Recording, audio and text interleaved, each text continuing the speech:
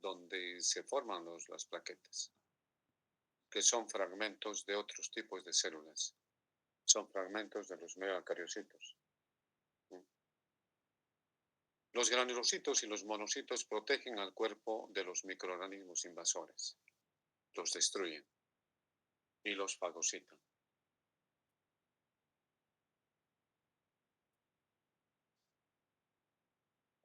Concentraciones de los diferentes leucocitos en la sangre.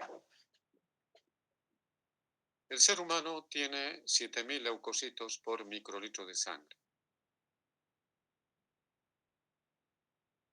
7.000 leucocitos por microlitro de sangre. Lo cual es un promedio. Y podemos decir que la concentración de leucocitos es de 5.000 a 10.000 por microlitro. Fíjense, si comparamos con los eritrocitos, estos son de 5 millones de eritrocitos, o sea, hay gran cantidad de eritrocitos, en cambio los leucocitos son menos. Ahora, los leucocitos se encuentran en diferentes porcentajes, que son los siguientes. Los polimorfonucleares eosinófilos en un 2.3%. Los polimorfonucleares basófilos en un 0.4%.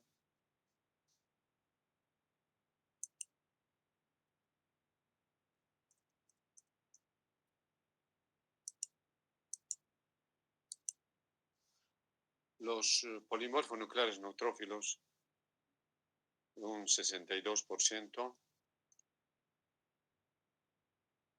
Vamos a ver.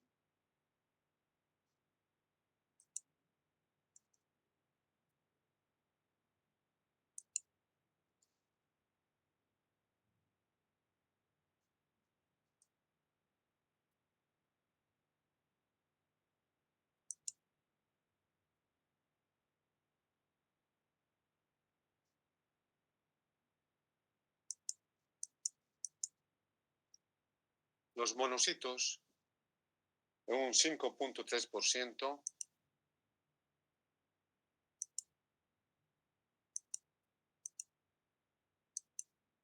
Los linfocitos en un 30%.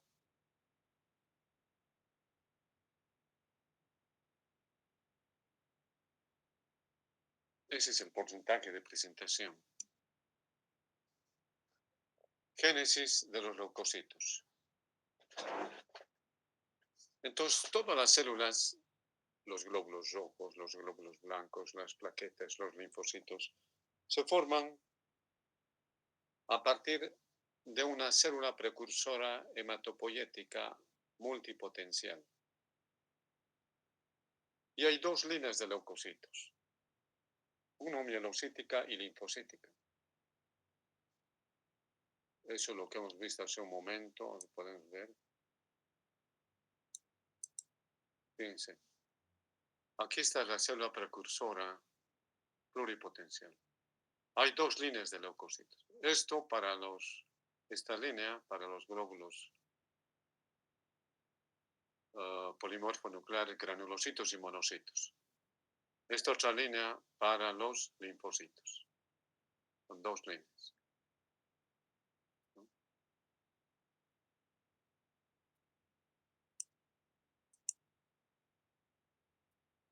La línea mielocítica comienza en el mieloblasto y la linfocítica en el linfoblasto. Los granulocitos y monocitos todos se forman en la médula ósea.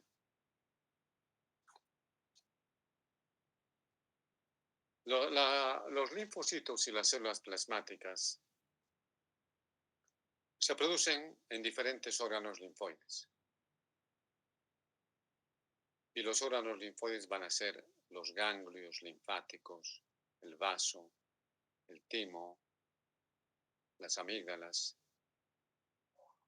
y diferentes restos de tejido linfático. en otras partes del cuerpo, como podemos mencionar la médula ósea y las placas de Peyer en el intestino.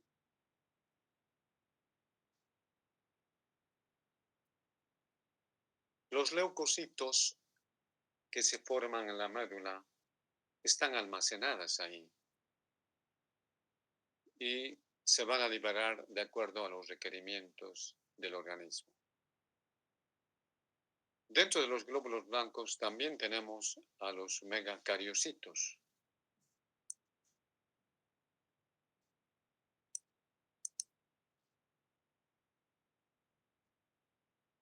Fíjense, en esta línea mieloblástica, donde tenemos los granulocitos, también de ahí se forman los megacariocitos que forman las plaquetas.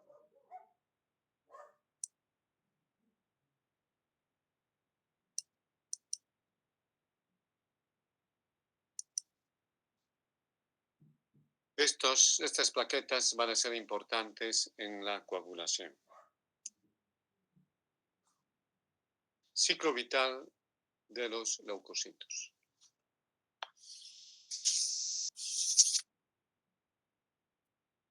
Los granulocitos viven de 4 a 8 horas en la sangre y viven de 4 a 5 horas en los tejidos. Esto se pregunta a veces en el examen. ¿Cuáles son los granulocitos? A ver, ¿quién me puede indicar quiénes son los granulocitos? ¿Quiénes son las células que forman a los granulocitos?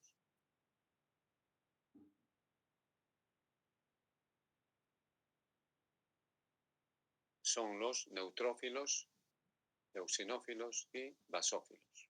Los tres se los llama granulocitos. Entonces estos van a vivir 4 a 8 horas en la sangre y cuando salen hacia los tejidos van a vivir de 4 a 5 horas. Los monocitos viven 10 a 20 horas en la sangre. Al salir de la sangre, estos se van a transformar en macrófagos tisulares y estos van a vivir meses. Los linfocitos entran en el drenaje de la linfa, salen de la sangre por diapéresis, pueden volver a la circulación, viven semanas a meses. En cambio, las plaquetas se sustituyen cada 10 días, o sea, cada 10 días se producen.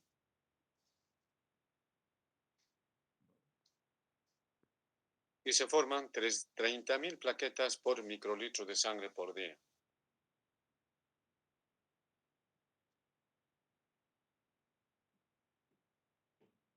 Los neutrófilos y macrófagos defienden frente a las infecciones.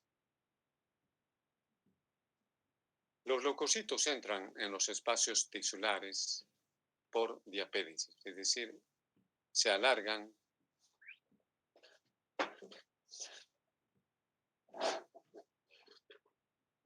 y atraviesan los poros de los capilares. Mediante movimientos amiboideos se van a desplazar, se mueven de un lugar a otro. Suponiendo que te pica un zancudo en la mano, el zancudo al picar te introduce bacterias, microorganismos, te da escozor, etcétera, se inflama, se hincha. Los leucocitos van a ir a ese lugar. Salen por diapéresis y se van a mover por movimientos amiboideos. Ahora, en ese lugar donde te ha picado el zancudo, hay sustancias químicas que van a atraer a los leucocitos. A ese proceso de atracción se llama quimiotaxis.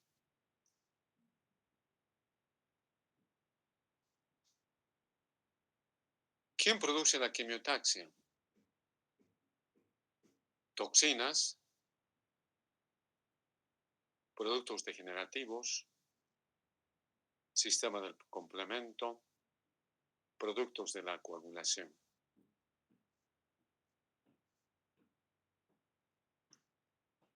La quimiotaxia es eficaz hasta 100 micrómetros del tejido inflamado. O sea, fíjense, el capilar y la célula inflamada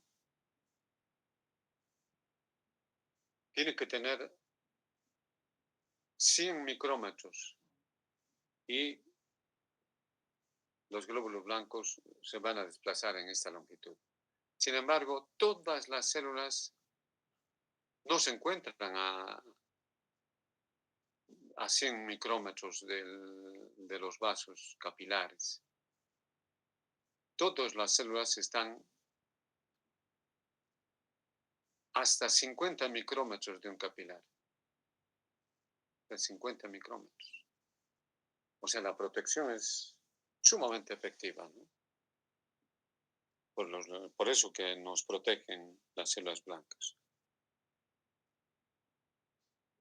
Fagocitosis. La fagocitosis, es decir, el englobamiento de las sustancias extrañas por las células blancas, depende de 3 factores. 1, la superficie de los tejidos de las células de nuestro cuerpo es lisa. Por eso que nuestras células no son fagocitadas. Pero si es rugosa, aumenta la probabilidad de la fagocitosis.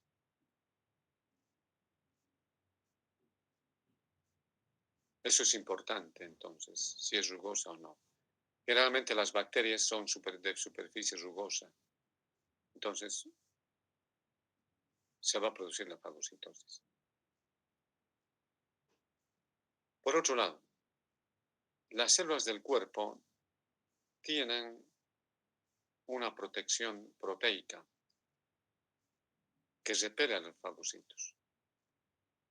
Por esta razón, nuestras células no son destruidas por nuestros fagocitos, porque tienen una capa de protección.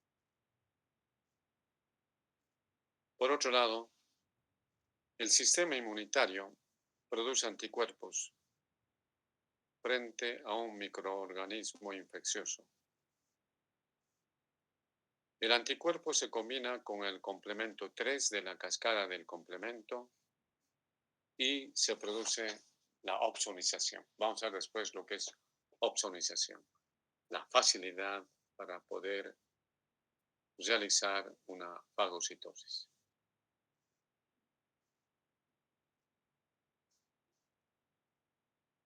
Fagocitosis por los neutrófilos. Los neutrófilos son células que van a producir fagocitosis. Un neutrófilo puede fagocitar de 3 a 20 bacterias.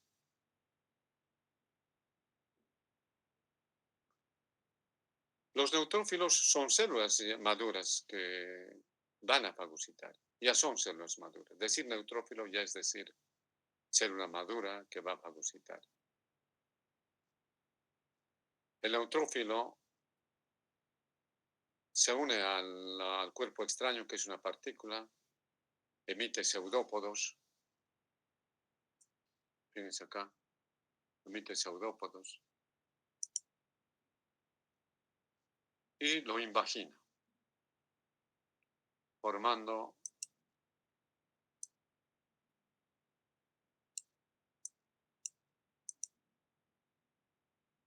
una cámara cerrada llamada vesícula fagocítica o fagosoma. Ese es el fagosoma. Fagosoma es lo que ya ha fagocitado el neutrófilo.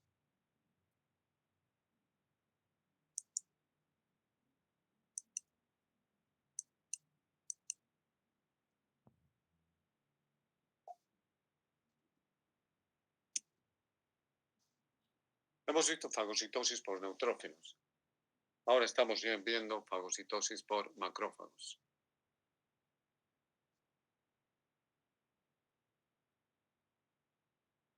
Los macrófagos se originan de los monocitos. Es el producto final de los monocitos, ¿no? Entonces, un macrófago se forma a partir de los monocitos. Estos fagocitos, estos macrófagos, son más poderosos que los neutrófilos. Fagocitan hasta 100 bacterias, ¿no? Tienen mucha capacidad de fagocitosis. Pueden engullir partículas grandes como los glóbulos rojos, algunos parásitos, y pueden botar productos residuales de lo que han destruido al parásito, al glóbulo rojo.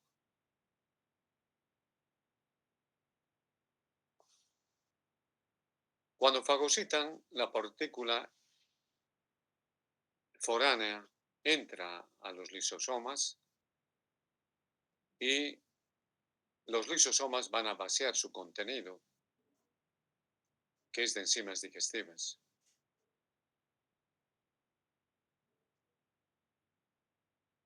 Y va a originar la vesícula digestiva y allí destruye esa sustancia. Los neutrófilos y los macrófagos contienen enzimas proteolíticas. Los lisosomas de los macrófagos, excepto los neutrófilos, por eso dice acá, no, los neutrófilos, tienen lipasa. La lipasa digiere las membranas lipídicas de algunas bacterias, como el bacilo de la tuberculosis. Los neutrófilos y macrófagos pueden matar bacterias con sustancias oxidantes producidas por los peroxisomas.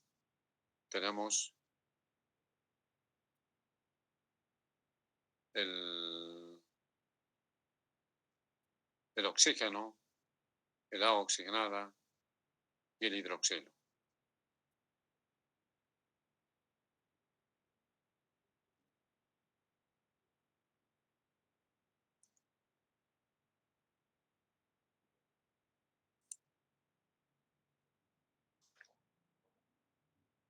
Hay una enzima lisosómica, o sea, las enzimas del lisosoma, que es la mieloperoxidasa, que cataliza la reacción entre el agua oxigenada y los iones cloruro para formar el hipoclorito, que es muy bactericida.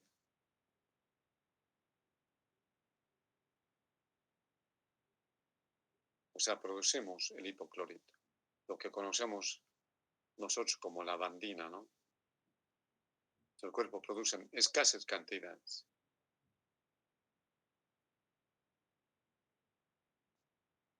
Sistema monocito-macrofágico. Los macrófagos tisulares en la piel y en los tejidos. Tenemos macrófagos en los ganglios linfáticos. Tenemos macrófagos alveolares en los pulmones. Tenemos las células de Kupffer, que son macrófagos de los sinusoides hepáticos. Tenemos macrófagos en la microglia del cerebro, o sea, las células de la microglia son macrófagos. Tenemos macrófagos en el vaso y en la médula ósea. Fíjense que tenemos macrófagos en todo el cuerpo, la piel, los tejidos linfáticos, pulmones. Uno respira, a veces respiras, introduces partículas extrañas por el aire. Entonces esas partículas son eliminadas por los macrófagos.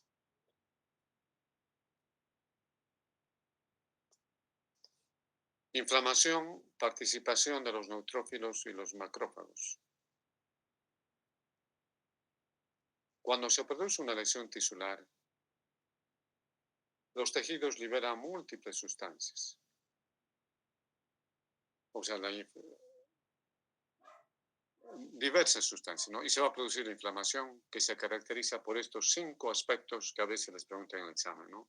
¿Cuáles son los pasos de la inflamación?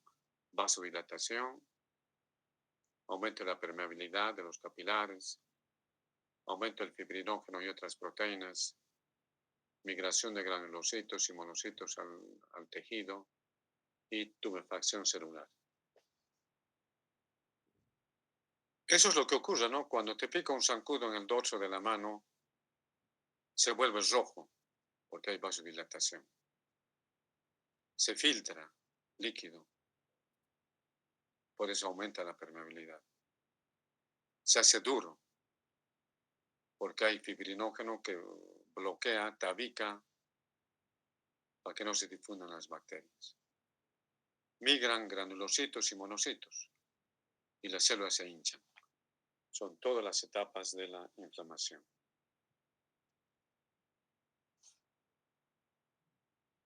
Respuesta del macrófago y el neutrófilo durante la inflamación. Los macrófagos tisulares proporcionan una primera línea de defensa contra la infección. O sea, el cuerpo cuando es agredido, de inmediato actúan los macrófagos. Después de los macrófagos viene una segunda etapa, la invasión por neutrófilos de la zona inflamada, que es la segunda línea de defensa. Aumentan los neutrófilos, lo cual se conoce con el nombre de neutrofilia. En la primera línea de defensa habíamos mencionado los macrófagos. En la tercera línea de defensa hay una segunda invasión de macrófagos. Esta primera era la acción de los macrófagos. Hay una segunda, que es la tercera línea de defensa, la segunda invasión de macrófagos del tejido inflamado, que es la tercera línea de defensa. Y luego la cuarta. Hay una mayor producción de granulocitos y monocitos en la médula ósea, que es una cuarta línea de defensa.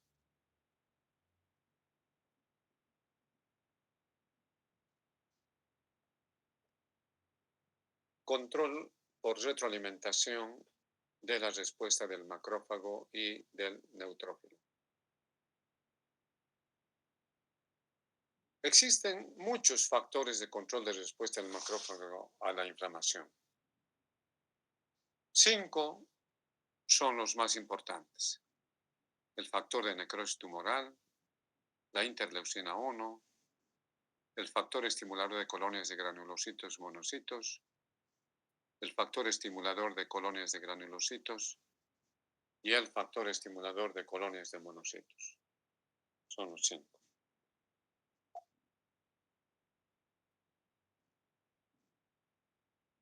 Eosinófilos. Hemos visto los neutrófilos, hemos visto los monocitos macrófagos, ahora vemos los eosinófilos. Constituyen el 2.3% de todos los leucocitos del cuerpo. Son fagocitos débiles y muestran quimiotaxia.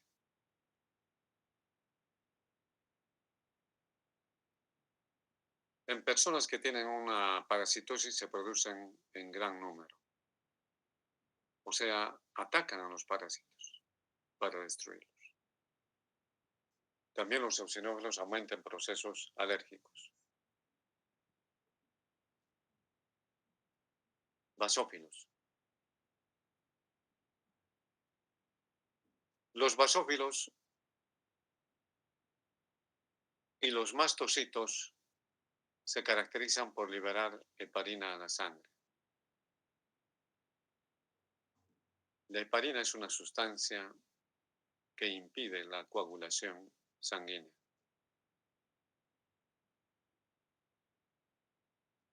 También liberan histamina, así como pequeñas cantidades de brasina y serotonina. También, igualito que hemos visto en los eosinófilos, estas células van a participar en fenómenos de alergia.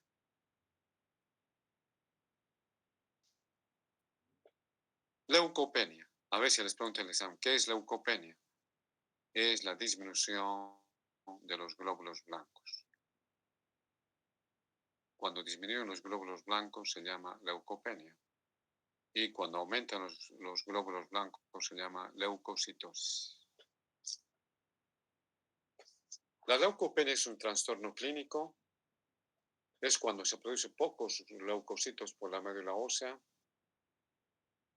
Si hemos dicho que los leucocitos defienden al cuerpo, entonces el cuerpo queda desprotegido frente a bacterias y otros microorganismos.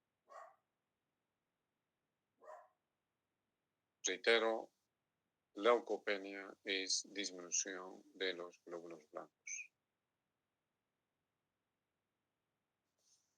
Fíjense las leucemias. Estas células blancas, fíjense cómo son diferentes a los glóbulos blancos normales. Son células malignas. ¿Qué es una leucemia? Es una producción desproporcionada de glóbulos blancos anormales, que puede ser por mutaciones cancerosas. Es una enfermedad de los órganos productores de la sangre. Hay dos tipos de leucemia, la linfocítica y la mieloide. La leucemia linfocítica se debe a la producción cancerosa de células linfoides. Son los ganglios linfáticos u otro tejido linfático.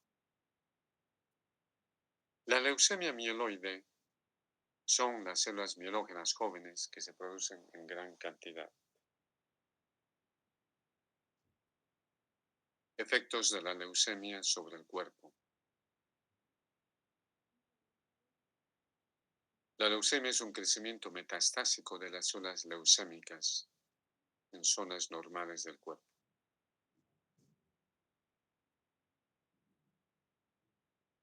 Todas las células leucémicas se van a diseminar a diferentes estructuras, como son el vaso, los ganglios linfáticos, el hígado y otras regiones vasculares. ¿Cuáles son los efectos de la leucemia? Infecciones, anemia grave, tendencia a la hemorragia, porque disminuyen las plaquetas, y hay un uso excesivo de los sustratos metabólicos. O sea, todo lo que uno utiliza de alimento nutritivo se lo utilizan las células cancerosas. Bien, con esto hemos terminado los glóbulos blancos, los glóbulos rojos. Los glóbulos blancos, sistema también de otra exposición, lo tienen que leer del libro, hay que leer el libro de este tema, no solo de estos apuntes que también se les va a proporcionar. Muy bien, si no tiene otra pregunta, vamos a quedar aquí. Hasta luego. Doctor, de este tema igual tenemos que realizar el cuestionario de 50 preguntas. Sí, pero para la siguiente semana, no para esta semana. No, esta semana es puro, el primer tema tenemos que nivelarnos con todos los grupos. La siguiente Está bien, semana recién son preguntas de exposición de glóbulos rojos. Muy bien, gracias, hasta luego. Hasta luego, doctor.